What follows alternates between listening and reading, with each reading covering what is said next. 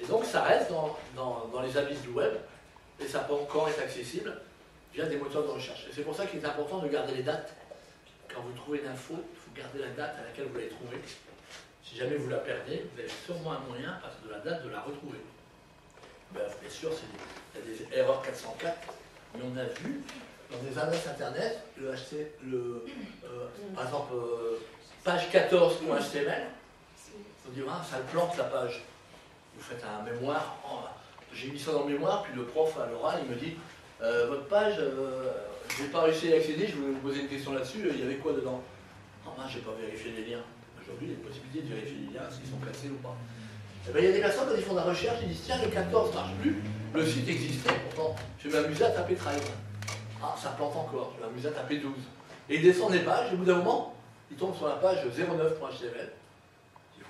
Voilà un résidu du site avant.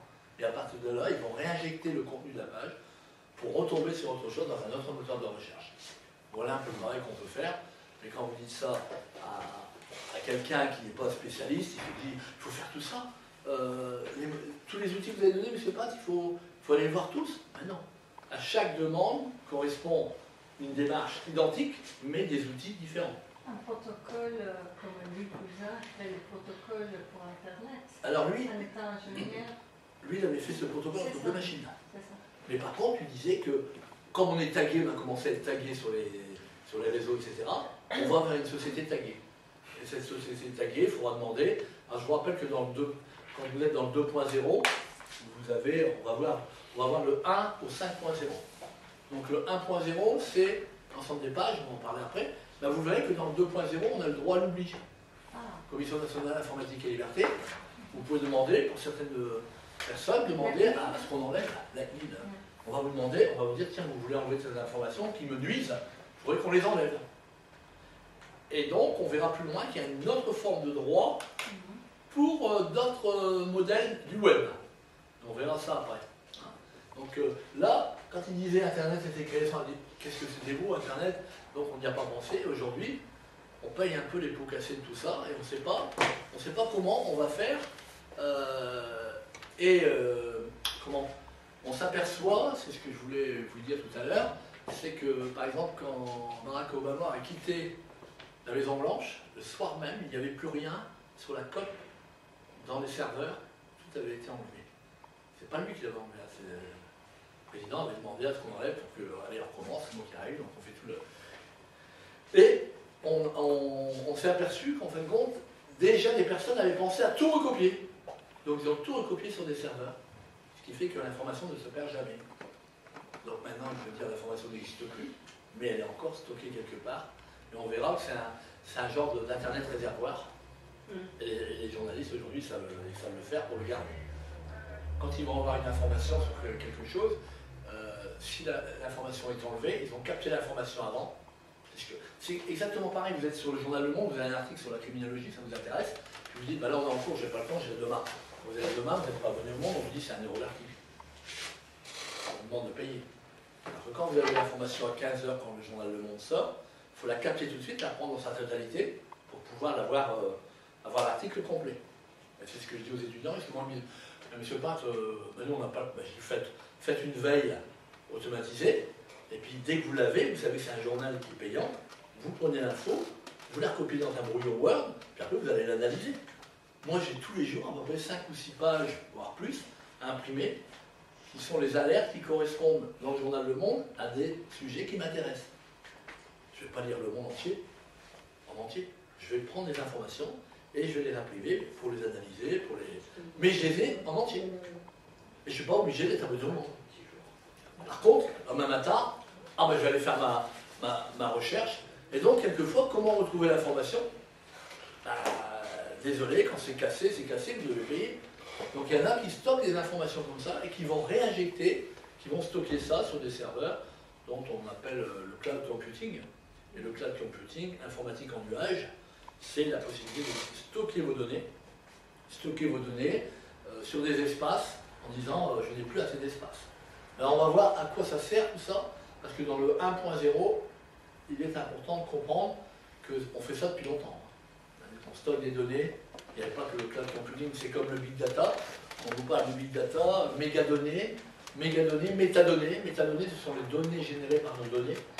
C'est-à-dire que vous avez fait un like sur un truc, vous avez généré une métadonnée, parce que vous aimez telle ou telle chose. Et puis malheureusement, il y a quelqu'un qui a repris votre like, il l'a remis en tweet. Donc ça a généré plein de choses.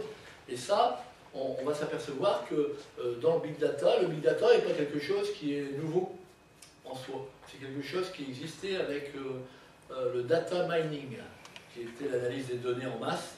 Donc moi quand j'ai fait mon diplôme d'études approfondies à Marseille, j'avais travaillé sur ces espaces de data mining, c'est-à-dire la possibilité de dire j'ai 80 000 brevets, des Chinois, Japonais, je voulais savoir quels sont les brevets français qui ont travaillé par exemple sur telle invention. Et donc dans les 80 000, mes outils me permettaient de sortir des infos, ça s'appelait de la bibliométrie, c'est-à-dire la masse d'informations pour extraire. Aujourd'hui, dans le terrorisme ou autre, on doit avoir la capacité dans une masse d'informations d'extraire par exemple des corpus d'informations propres à 2 personnes, à 3 personnes, etc. Exploitant de l'information. C'est un métier, hein. C'est un métier, hein. Certaines personnes ont même quitté, ce sont les gens de la statistique, de la mathématique, ont quitté des postes pour prendre des postes clés parce que le métier est en Exploitant de l'information. Mais c'est pas simple parce que quand on a l'info, il faut prendre la décision, il faut la traiter, et puis en dehors, c'est le but justement, c'est pouvoir prendre des décisions à partir de cette info. Alors si on n'a pas la bonne, si je vous demande de travailler sur un sujet de veille par rapport à la criminologie pour extraire les principaux criminologues dans le monde, aujourd'hui, ceux qui ont le plus écrit sur tel et tel concept, vous allez me dire, bah oui, je suis allé sur Google, c'est lui qui apparaît en premier, etc. Non, c'est pas ça. Donc là, toutes les interactions, dans le temps, si je vous dis de le faire sur une période, il y a des méthodes pour le faire. Donc, quoi que vous fassiez, que ce soit n'importe quel sujet, que ce soit la criminalité, que ce soit n'importe quoi, il y aura toujours une approche comme ça de veille. Hein. Alors, ici, dans une conférence à Nantes, Préventica, qui est une conférence qui a lieu pour toutes les entreprises sur la sécurité, il y a quelqu'un qui avait dit lors d'une conférence, il nous a fallu 1700 générations pour maîtriser le langage. 1700. 1700 fois 25 ans, une génération de 25 ans. 300 pour l'écriture, 30 pour l'imprimerie, 2 pour passer de l'analogique au numérique. Et regardez bien, Internet à 25 ans, c'est juste une génération.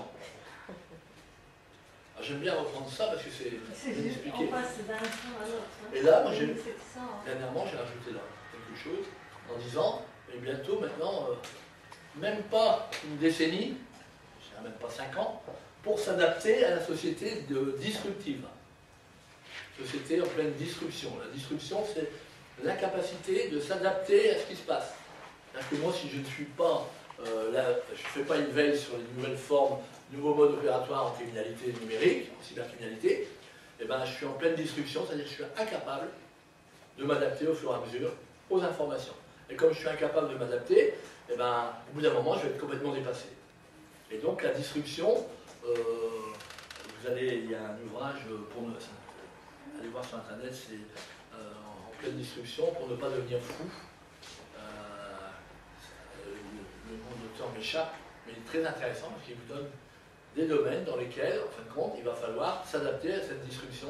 Cette disruption, c'est dire, on va s'adapter au terrorisme, on dit qu'il y a du cyberterrorisme, non, on dit non, ça n'existe pas, on va surveiller les tweets maintenant, ceux qui font l'apologie de... ça, c'est une forme de disruption, c'est-à-dire qu'on va surveiller ces tweets-là en sachant que, ou en ignorant qu'à côté, ils sont en train de travailler sur d'autres supports qu'on ne connaît pas. Donc ça veut dire que connaître les réseaux sociaux, pour rester dans le vent, il va falloir connaître les autres réseaux qui sont utilisés.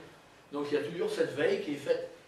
Quelqu'un qui va dire demain Facebook est le réseau mondial de mise en relation, etc., c'est peut-être vrai, mais Facebook demain est aussi amené à devenir une plateforme, et on va s'apercevoir, vous avez les GAFAMI, je ne sais pas si vous connaissez, Google, Apple, Facebook, Amazon, Microsoft, notez GAFAMI, vous irez voir sur Internet.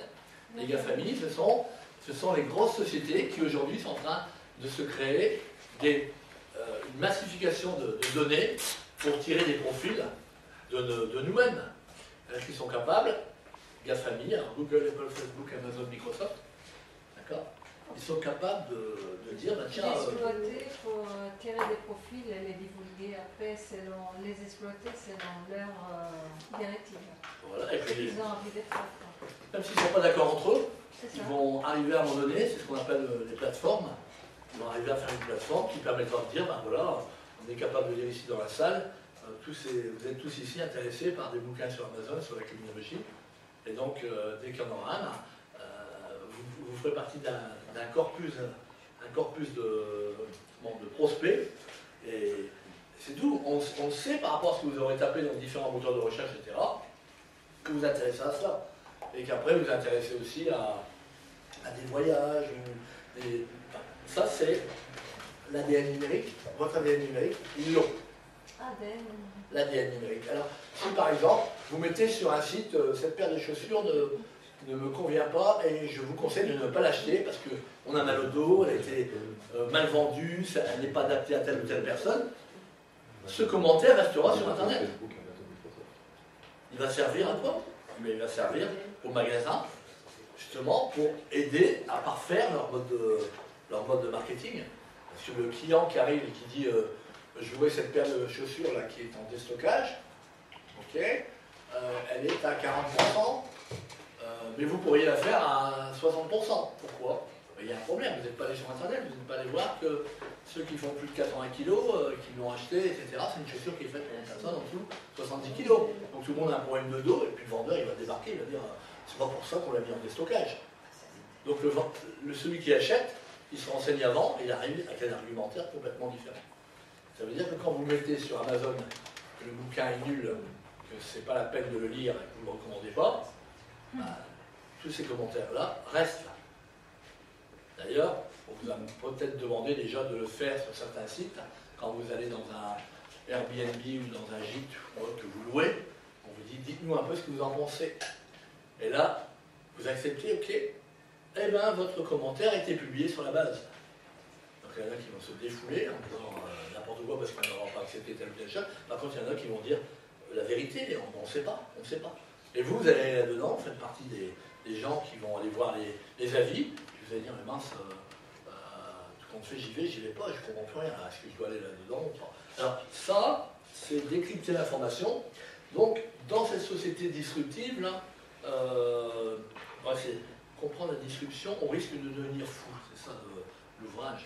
Et il est très, très, très bien fait. De toute façon, je vous donnerai demain quelques ouvrages à lire. Et vous verrez que à chaque fois, dans chaque ouvrage, il y a une partie réservée au terrorisme, réservée aux technologies. Le rapport CIA 2035, je crois qu'il y a 3 ouvrages qui sont sortis. Il y a la traduction que Donald Trump a trouvée sur son bureau le jour où il est arrivé. Ça, c'est la traduction telle quelle. Ça, c'est américain traduit. Alors certains vous diront, il ne faut pas lire ça parce qu'en fin de compte, c'est une interprétation des États-Unis. Bon. Mais moi, je lis chaque fois qu'il y a un nouveau président, il sort un document. Donc, à chaque élection, j'ai de nouveaux documents. Ce qui fait que ça fait à peu près 12 ans. Ouais, 3 fois, j'ai 3 ouvrages.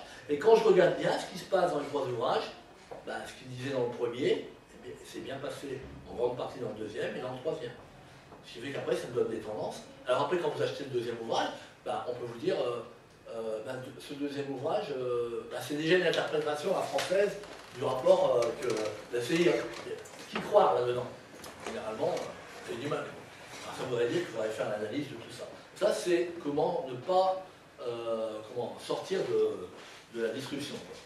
Alors, vous voyez ici tous les chiffres qui sont donnés en 2013, plus de 2000 milliards et ça double tous les 4 ans.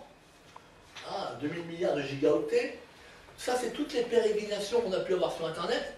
C'est-à-dire que j'ai fait un like, j'ai envoyé un lien, le gars il a liké, il l'a remis en tweet, etc. Ça, ce qu'on appelle les pérégrinations, génère des métadonnées. Et tout ça mis en réseau, c'est, normalement, ça devrait améliorer nos vies. Mais en fin de compte, c'est pas forcément là, c'est pas forcément ce qui se passe. C'est plutôt, je dirais, quelquefois, ça compliquer notre vie et poser problème de réputation, quelquefois, parce que quelqu'un qui n'a absolument rien se retrouve tagué et devient un mot-clé, et devient un algorithme sur... Alors, il y a Dominique Cardon, c'est un petit ouvrage que je vous invite à à lire, ça s'appelle « À quoi rêvent ?» c'est sociologue des réseaux. Dominique Cardon, ça s'appelle « À quoi rêvent les algorithmes ?» Et ça, vous verrez, en fin de compte, ces algorithmes, et ben c'est pas par hasard quand ils se construisent, parce que les algorithmes nous construisent, en fin de compte, on peut s'apercevoir que on n'est pas forcément ami avec quelqu'un sur Facebook, et on n'a pas forcément, par exemple, moi si j'ai 1000 relations sur Facebook, j'ai pas forcément connaissance de ces 1000 amis tout le temps. Je m'en souviens d'une dizaine, et encore. Donc c'est pour ça que le premier réseau s'appelait 6degrees.com, 6degrés.com. Ça c'est un des premiers réseaux sociaux qui existait. Et donc c'est Dominique Cardon, À quoi rêvent les algorithmes. Ça se lit bien, hein, c'est un petit bouquin bien fait. Donc il explique un peu que on est bâti par rapport à ces algorithmes. Et donc tout ça, ça nous amène à un big data avec une surveillance permanente, capacité pour chacun d'entre nous de mieux maîtriser nos données. Et donc la première chose que vous faites, est-ce que vous amusez à faire des alertes sur votre nom, par exemple, ou sur des sujets? Avec quoi vous faites ça? Est-ce que vous utilisez, par exemple... Si j'ai bien compris votre question, pour certains concerts sur des sites, on peut mettre une alerte pour savoir à quelle date les par rapport à un places site. vont être en vente. Ouais. D'accord. Donc chaque modif de site, elle vous revient en alerte s'il y a du nouveau, c'est ça? Oui, c'est ça, par exemple la FNAC. Avec quoi vous faites ça? Internet, la FNAC, on crée un compte et il Oui, envoie une notification sur mon téléphone, attention, les places pour tel groupe vont bientôt être en vente, genre demain ou quoi. Et vous? Bon, moi je fais pas d'alerte sur Google, mais si je fais des alertes, j'utilise l'outil de Google pour Google Alert, Giga Alert, Alerti.com, Visigoth, tous ces outils-là sont des outils d'alerte. Mais si vous avez certains outils, quand vous allez taper le mot-clé que vous recherchez avec une faute, il ne retrouvera que la faute. Donc il y a des personnes comme ça qui disent écoutez, monsieur Pat, je comprends pas, j'ai un copain, il fait un rapport sur l'électricité, sur l'énergie nucléaire, puis j'avais trouvé un rapport pour lui qui était pas mal, qui s'appelait, voilà, il était troisième dans Google. Malheureusement, le gars avait tapé électricité, il n'avait pas mis d'accent. Donc il n'y a que ceux qui mettaient électricité sans accent qui retrouvaient le rapport en troisième position. Donc certains moteurs vont analyser la totalité et vont restituer l'information, mais avec les mots-clés tels qu'ils sont tapés, ils vont même les chercher ce qui ressemble. C'est pour ça que moi il m'arrive de taper, de faire des fautes d'orthographe dans des mots-clés et de retrouver l'information que personne d'autre ne pourrait trouver sur certains moteurs. Donc ça on peut l'utiliser, mais il faudra du temps. Hein, mais c'est possible. Alors quelquefois je ne comprends pas pourquoi on ne le trouve pas. Ah oui, mais essaye de faire ça, mets pas les accents, mets pas ça, mets une majuscule, mets un... Non, ouais, mais je n'ai pas les mêmes résultats. Alors, vous regardez un peu, Google, quelquefois ne donne pas les mêmes résultats à une période différente. Et ensuite, il va enregistrer votre façon de procéder sur la recherche pour vous afficher les centres d'intérêt sur lesquels vous étiez il y a pas longtemps. Quoi.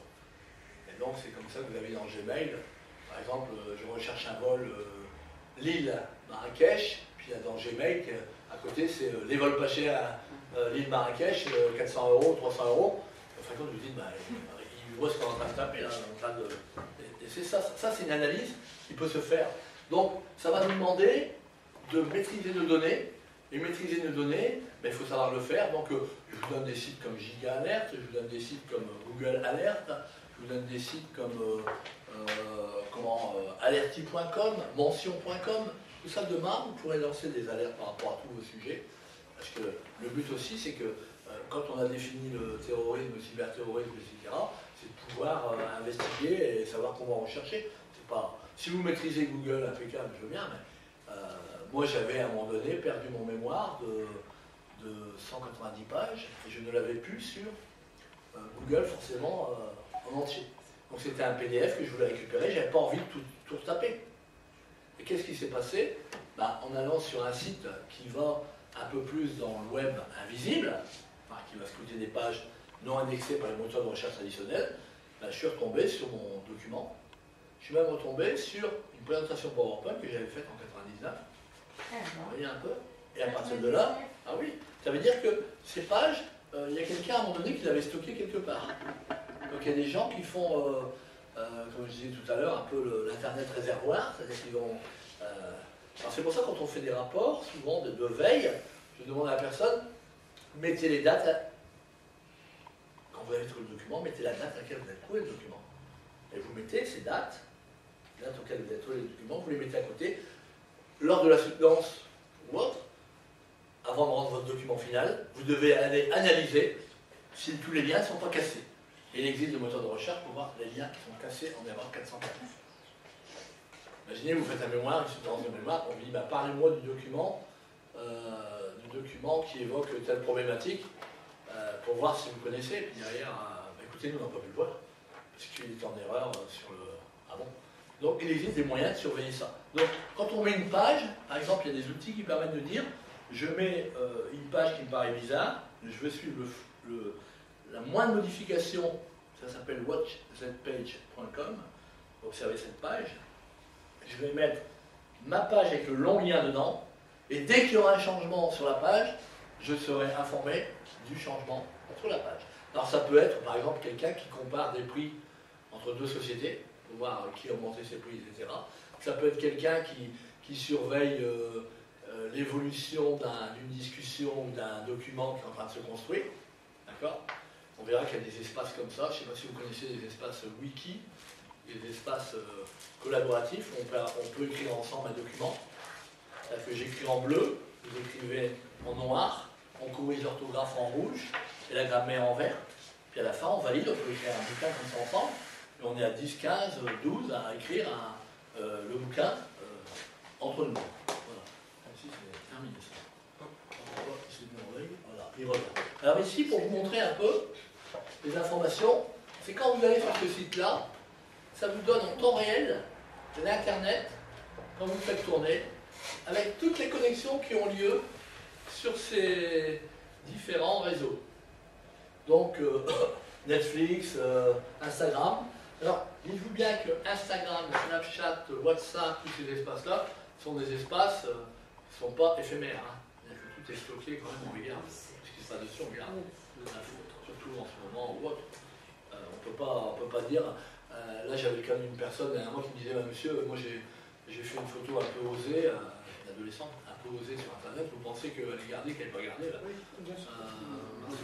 Quand même, alors ils ont l'impression qu'ils font ça, c'est l'instant, et puis après c'est perdu, et ça disparaît. Tu l'as vu? Oui, j'ai eu le temps de voir, mais il n'est plus maintenant. Encore, mais quelque part, il y a des extensions de fichiers derrière. Donc ça, quand vous lancez, vous le faites tourner, et vous avez les compteurs qui se mettent en activité. Et là, vous n'avez qu'un échantillon de tous les réseaux sociaux qu'on pourrait vous donner aujourd'hui sur Internet. Ça veut dire que si quelqu'un agit sur des réseaux sociaux ou autres, ou a envie d'investiguer, je ne sais pas si vous êtes sur Google+, il est sur Google+, ici. C'est vrai que quand on crée des alertes, moi ça m'est arrivé pour des investigations sur la violence.